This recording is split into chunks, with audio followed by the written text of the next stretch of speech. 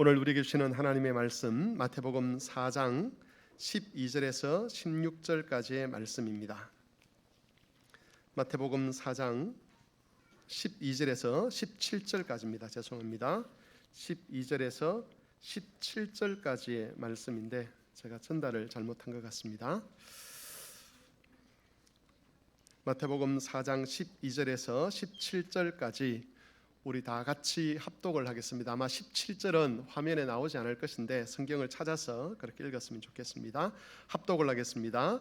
예수께서 요한이 잡혔음을 들으시고 갈릴리로 물러가셨다가 나사렛을 떠나 서불론과 납달리 지경 해변에 있는 가버나움에 가서 사시니 이는 선지자 이사야를 통하여 하신 말씀을 이루려 하심이라. 일러서되 서불론 땅과 납달리 땅과 요단강 저편 해변길과 이방의 갈릴리여, 흑암에 앉은 백성이 큰 빛을 보았고 사망의 땅과 그늘에 앉은 자들에게 빛이 비치었도다 하였느니라. 이때부터 예수께서 비로소 전파하여 이르시되 회개하라, 천국이 가까이 왔느니라 하시더라. 아멘. 오늘 성탄절입니다. 성탄절이 되면 각계각층에서 예수를 믿지 않는 사람들도 빛 대신 예수님의 은혜가 온 세상에 함께하기를 원합니다라고 하는 그런 메시지들을 내놓습니다. 지난주에 어떤 분이 제게 아주 재미있는 사진을 한 장 보내오셨는데 여러분 그 사진을 하나 보도록 하겠습니다.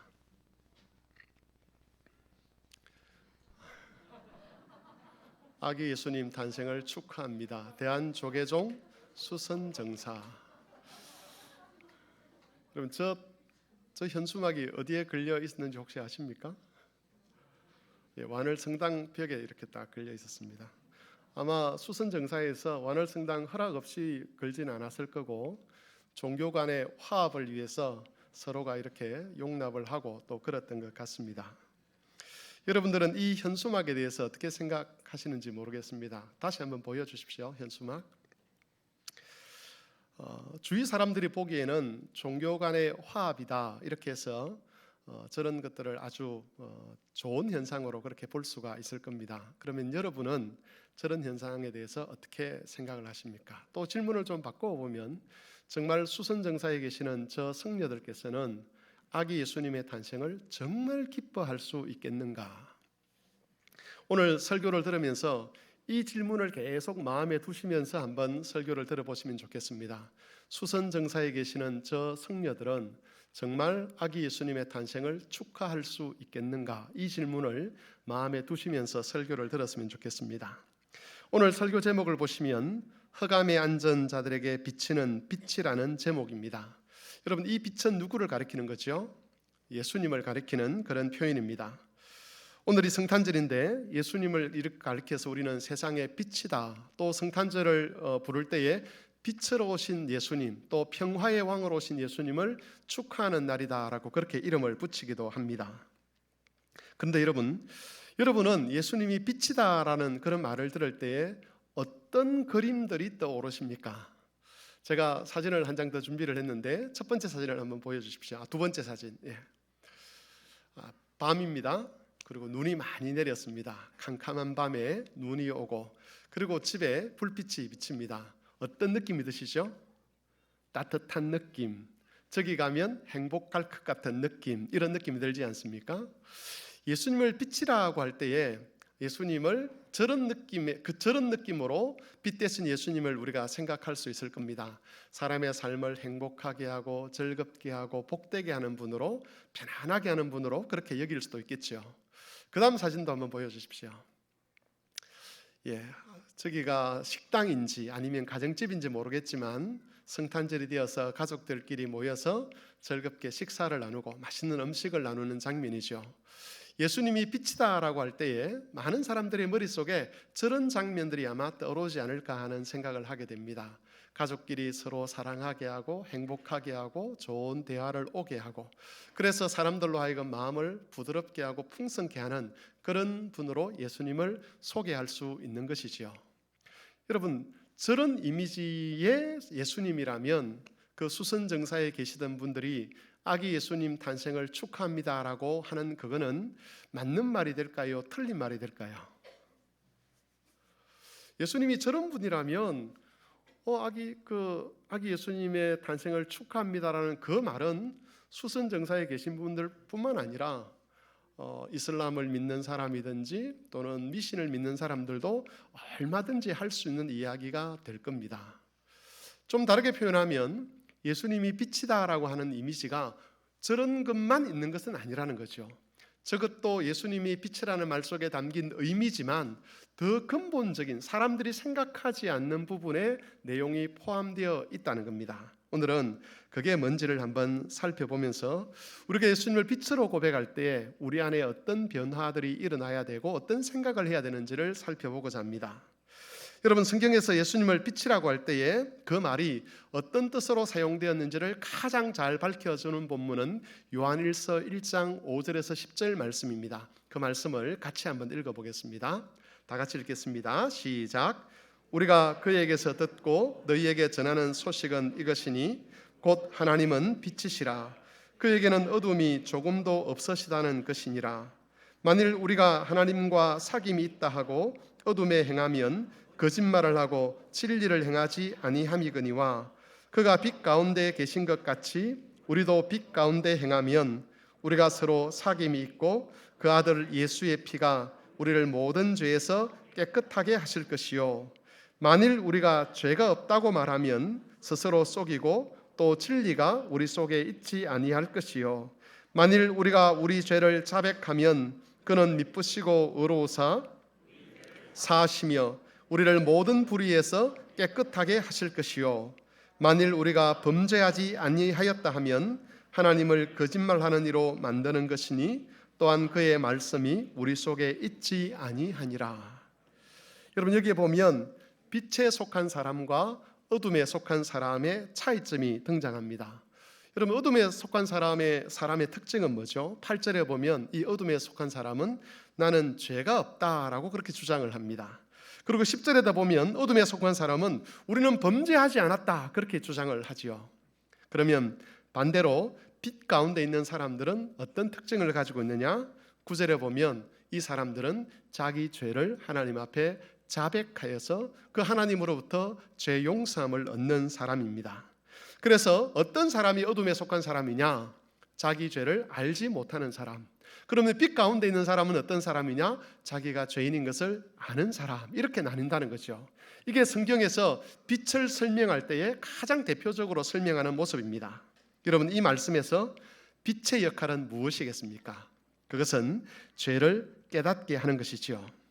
성경에서 약간의 차이는 있지만 예수님을 빛이라고 할 때에 거의 대부분의 말씀은 바로 이런 개념으로 사용이 됩니다. 오늘 본문으로 다시 돌아와 보면 13절에 예수님이 나사렛을 떠나서 스불론과 납달리 지경 해변에 있는 가브나움에 가서 사셨다라고 그렇게 소개를 합니다. 마태는 예수님이 가브나움에 가셔서 사신 그것을 이사야 말씀을 인용하면서 해석을 합니다. 예수님이 거기 가셔서 사신 것은 이런 말씀을 이루려 합니다라고 이야기를 하는데 바로 마태복음 4장 15절 16절인데 제가 다시 한번 읽어보겠습니다. 스불론 땅과 납달리 땅과 요단강 저편 해변길과 이방의 갈릴리여 흑암에 앉은 백성이 큰 빛을 보았고 사망의 땅과 그늘에 앉은 자들에게 빛이 빛이었도다. 예수님은 흑암에 앉은 자들에게 빛을 비추는 분이고 또 사망의 땅과 그늘에 앉은 자들에게도 빛을 비추는 분이다라고 그렇게 소개를 하는 것이죠. 그리고 난 다음에 여러분 17절 말씀이 이어지는데 이 17절은 예수님이 빛이다는 것이 무슨 뜻인지를 우리에게 분명하게 밝혀주는 겁니다. 이때로부터 예수께서 비로소 전파하여 이르시되 회개하라 천국이 가까이 왔느니라. 여러분, 마태는 예수님이 빛이 되신다는 것과 죄를 회개하는 것을 서로 연결을 시키고 있습니다. 빛이 있는 곳에는, 빛을 비추는 곳에서는 어떤 일이 일어나느냐, 어떤 반응이 일어나느냐, 회개하는 일이 일어난다는 것이지요. 이 말을 반대로 하면 빛이 없는 곳에서는 회개가 일어나지 않는다는 겁니다. 좀 다르게 표현을 하면 왜 회개를 하지 않느냐? 왜 사람들이 천국이 가까이 왔음에도 불구하고 회개하지 않느냐? 그들에게 빛이 비치지 않았기 때문입니다. 우리는 여기서 성경이 말하는 빛, 특별히 예수님을 빛이라고 말할 때에 그 역할이 무엇인지를 분명하게 알 수가 있습니다. 빛은 죄를 밝히는 일을 합니다. 빛이 비치면 사람들은 자기가 죄인인 것을 알게 됩니다. 빛이 비치면 사람들은 지금 자신이 가고 있는 그 길이 사망의 길이고 심판의 길인 것을 깨닫게 됩니다. 빛이 비치면 사람들은 자신이 지금 천국에 합당한 사람이 아닐 뿐만 아니라 조금 있으면 하나님의 영원한 심판에 직면해야 된다는 것을 깨닫게 되는 것이지요. 본문에 보면 흑암에 앉아 있다는 말씀이 있습니다. 이 말은 죄를 볼 수 있는 빛이 비치지 않는 곳에서 살아간다, 그런 뜻입니다. 사람이 흑암에 있으면 자기가 가고 있는 길이 사망의 길인지를 알지 못합니다. 자기가 가고 있는 길이 하나님의 심판을 향해 나아가는 길인 것을 알지 못합니다. 자기에게 구원이 필요하다는 것도 알지 못하고 하나님의 아들이 준비하신 생명의 길에 대해서도 알지 못하는 것이지요. 여러분과 저는 이전에 다 흑암에 있던 사람들이었습니다. 우리 중 어떤 사람도 자기가 죄인인 것을 스스로 깨달은 사람은 없습니다. 하나님의 진노가 있다는 것을 스스로 깨달은 사람은 우리 중에 아무도 없다는 것이지요. 우리는 다 빛 대신 예수님의 조명을 받아서 비로소 우리가 어떤 형편에 처해 있는지를 알았고 그것을 깨달았기 때문에 회개하고 하나님의 빛 가운데로 나아온 사람, 생명 가운데로 나아온 사람들입니다. 그래서 여러분, 빛 대신 예수님을 통해서 죄를 깨닫게 되는 것, 그것이야말로 이 땅에 오신 예수님께서 자기 백성에게 베푸시는 가장 기본적인 은혜라고 할 수가 있는 겁니다. 죄를 짓는 것이 양심의 가책을 가져오고 그것이 두고두고 후회가 되고 그것 때문에 마음이 힘드는 것은 빛 대신 예수님으로부터 은혜 입은 사람들의 삶에 나타나는 열매라는 것이지요. 여러분, 예수님의 비침을 받지 못한 사람은 사람의 삶이라는 것이 얼마나 추악하고 그것이 얼마나 더러운 삶인지 알지를 못합니다. 하나님이 보실 때에 시궁창과 같은 곳에서 뒹굴고 있음에도 불구하고 그 더러움과 추함을 모르는 것이죠. 자기가 하는 말과 자기가 하는 일이 악하다는 것을 모릅니다. 그래서 교만하고 자랑하는 것이 많습니다. 그리고 항상 다른 사람을 정죄하려고 합니다. 나아가서 거기에 임하게 될 하나님의 무시무시한 심판에 대해서도 전혀 알지 못하는 겁니다. 성도 여러분, 성탄절을 기뻐하고 감사한다는 것은 예수님이 우리를 조명하셔서 비추어 주신 그 덜추어내신 그 죄를 회개하는 자리로 나아간다는 것을 의미합니다. 예수님이 우리를 조명해서 죄를 덜추어내신 것과 우리를 회개의 자리로 이끄시고 하나님의 진노에서 벗어나서 참 생명과 구원을 얻게 하신 그 일에 대해서 감사한다는 의미가 이 성탄절을 기뻐한다는 말 속에 포함되어 있는 겁니다. 따라서 성탄을 기뻐하고 감사하는 사람은 지금 예수님의 비침을 받은 것으로 만족하지 아니하고 앞으로도 계속해서 빛 대신 예수님의 조명을 받아야만 합니다. 그래서 다시 어둠 속으로 돌아가지 않아야 되는 것이지요. 자신의 삶에 그리스도께서 계속 빛을 비추시고 그리스도 비추시기를 바라는 마음으로 그리스도 앞으로 나아와야 하는 것입니다. 우리 성막의 성도들이 예수님의 빛 아래서 조명을 받아서 앞으로도 주님 나라에 이를 때까지 하나님 나라의 백성으로서 의롭고 경건한 삶을 이어가실 수 있기를 바랍니다. 그렇다면 여러분, 예수님은 무엇을 가지고 우리를 비추실까요? 예수님이 커다란 손전등을 들고 계신 것도 아닐 것이고 도대체 예수님은 무엇을 가지고 우리의 삶을 조망 또는 조명하시느냐는 것이죠. 그것을 알려주는 말씀이 요한복음 1장 1절에서 5절에 있습니다. 이 말씀도 우리 같이 한번 읽겠습니다. 다 같이 읽겠습니다. 시작.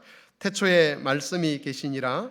이 말씀이 하나님과 함께 계셨으니 이 말씀은 곧 하나님이시니라. 그가 태초에 하나님과 함께 계셨고 만물이 그로 말미암아 지은 바 되었으니 지은 것이 하나도 그가 없이 된 것이 없느니라. 그 안에 생명이 있었으니 이 생명은 사람들의 빛이라. 빛이 어둠에 비치되 어둠이 깨닫지 못하더라. 사도 요한은 예수님을 빛이라고 소개를 합니다. 생명을 주는 빛이다라고 그렇게 소개를 하고 동시에 이 예수님은 말씀이다라고 소개를 합니다. 이것은 예수님께서 말씀을 통해 빛을 비추는 일을 하신다는 그런 뜻입니다. 그러므로 여러분, 빛으로 오신 예수님을 영접하고 환영하고 기뻐하는 사람은 말씀을 듣고 배우고 묵상하는 일을 무시해서는 안 됩니다. 예수님께서는 말씀으로 자기가 사랑하는 사람들의 삶을 조명해 주십니다. 그렇기 때문에 말씀이 없다는 것은, 말씀을 듣지 않는다는 것은, 말씀을 묵상하지 않는다는 것은 빛의 비침을 받지 못한다는 말과 다름이 없습니다. 우리가 언제 함부로 살았는지를 한번 떠올려 보십시오. 우리가 언제 자기 마음대로 살았는지를 한번 생각해 보십시오. 우리가 언제 경건의 열매를 맺지 않았는지를 한번 생각해 보십시오. 그것은 말씀에 집중하지 않을 때였습니다. 말씀을 듣지 않고 묵상하지 않으면 절대로 자기 삶을 바르게 영적으로 분별하고 자기 삶을 경건하게 만들어갈 수가 없는 것이죠.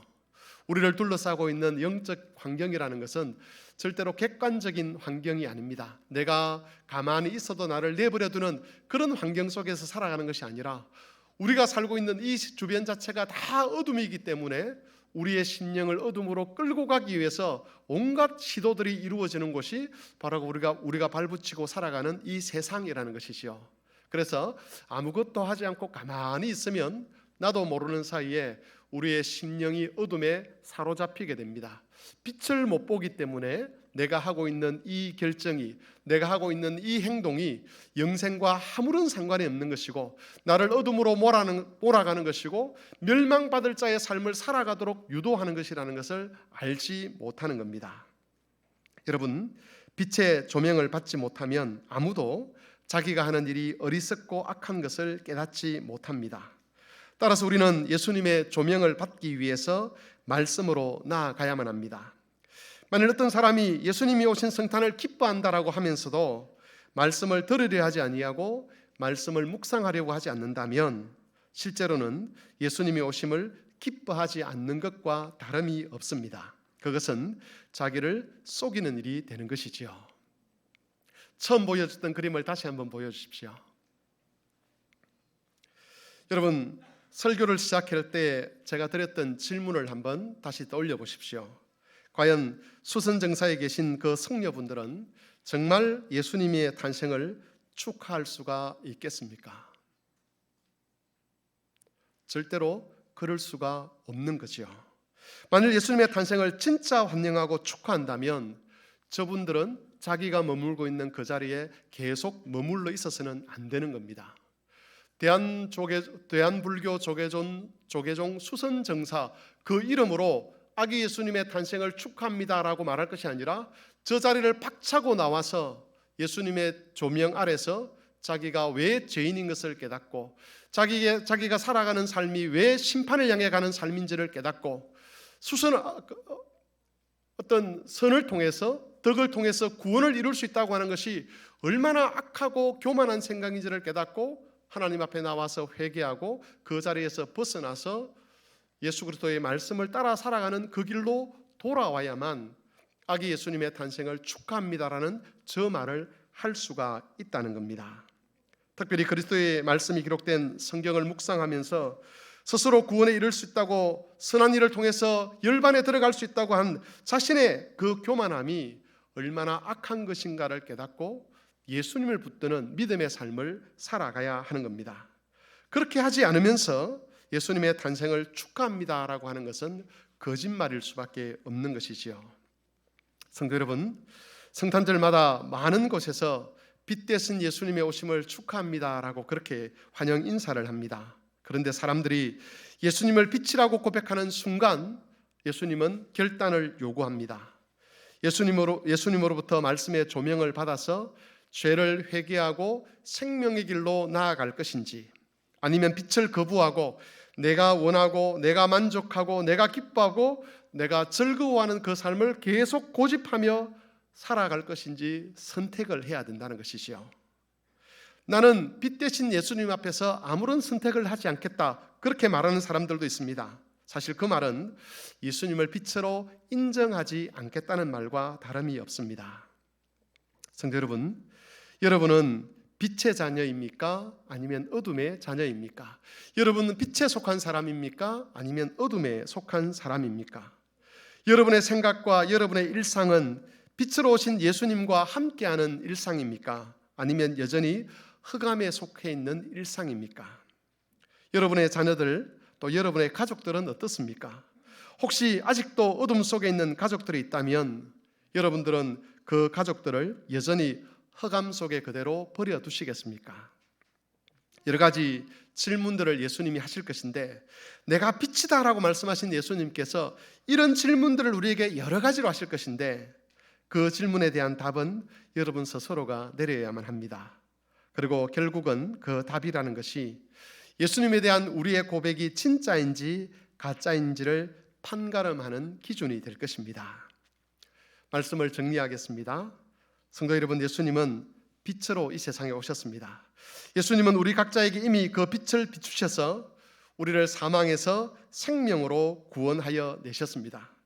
우리가 이전에 머물고 있던 삶이 악하고 더럽고 심판받을 자리라는 것을 깨닫게 하셨고, 구원자이신 예수님을 믿고 그 예수님과 동행할 수 있는 은혜를 이미 주셨습니다. 그리고 지금도 예수님은 빛으로서, 말씀으로서 우리를 조명해 주시려고 합니다. 어둠에 속한 사람들은 그 빛으로 나오지 않으려고 할 것입니다. 그것을 통해서 그 사람들은 자신이 어둠에 속한 사람인 것을 스스로 증명하는 것이지요. 나는 예수님을 빛으로 고백할 수 없고 빛으로 오신 예수님을 환영할 수도 없다라고 고백하는 겁니다. 반대로 빛에 속한 사람, 예수님에게 속한 사람들은 비록 부끄러움도 있고 마음의 아픔도 있지만 빛으로 나오게 될 것입니다.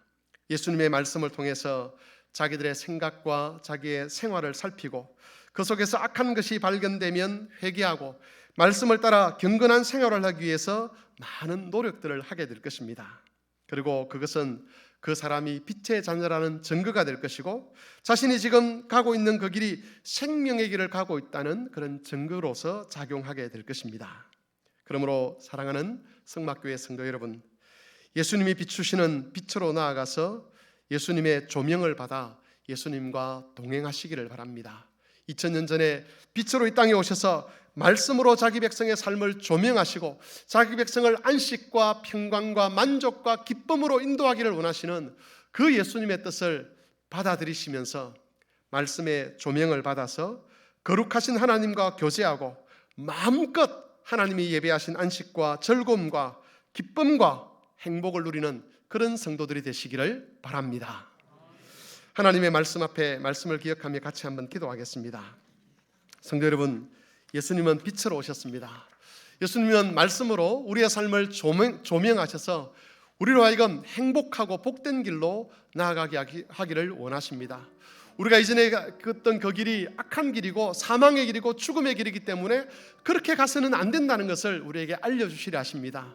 그 예수님의 조명을 받아서 오늘도 빛 안에서 거룩하고 경건한 삶을 살아가는 우리의 성막의 식구들이 되게 해주시기를, 우리의 가족들이 되게 해주시기를 다 같이 한 목소리로 기도하겠습니다.